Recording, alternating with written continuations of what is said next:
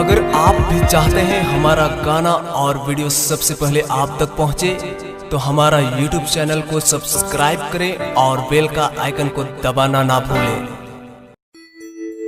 बेहतरीन आवाज की जादूगर मिस्टर बुधमन सन्यासी जी का एक और बेहतरीन प्रस्तुति म्यूजिक बाय मनोज गुमला।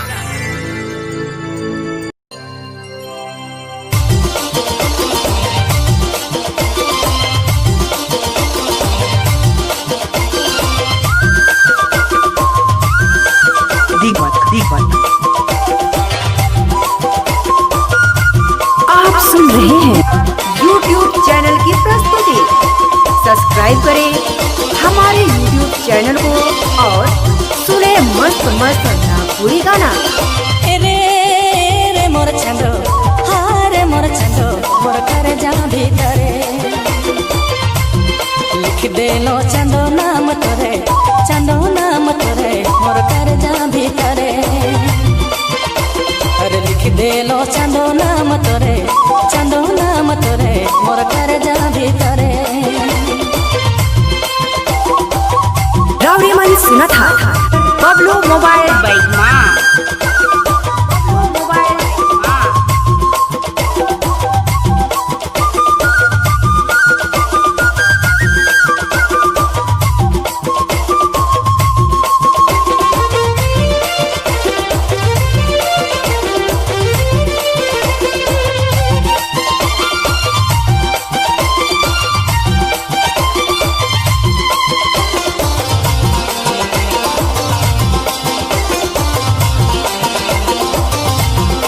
जिंदगी जिया तो भय रखा बुझा तन कर देखते रहा वो नजर न जाए।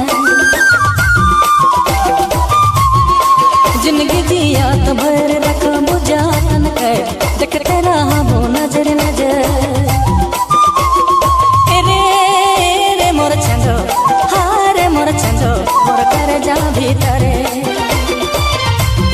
लिख देलो चंदो नाम तोरे, चंदो नाम तोरे, मोर कर जा भीतरे। अरे लिख देलो चंदो नाम तोरे, चंदो नाम तोरे, मोर कर जा भीतरे। बीट मोबाइल गंभरिया रावड़ी मन सुने लागी डीजे बबलू मोबाइल बैगमा। बबलू मोबाइल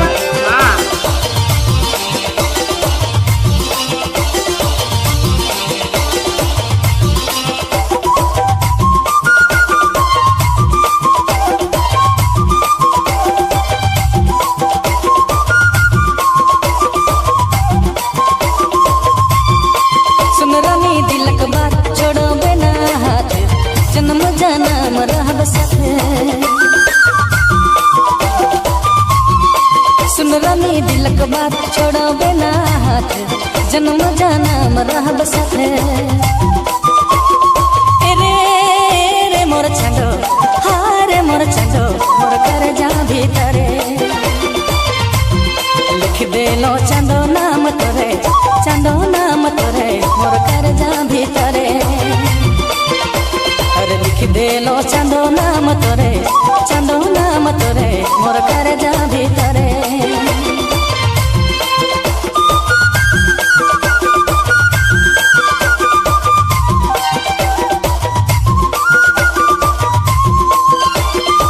रावड़ी मन सुना थी लजाए लजाए बबलू मोबाइल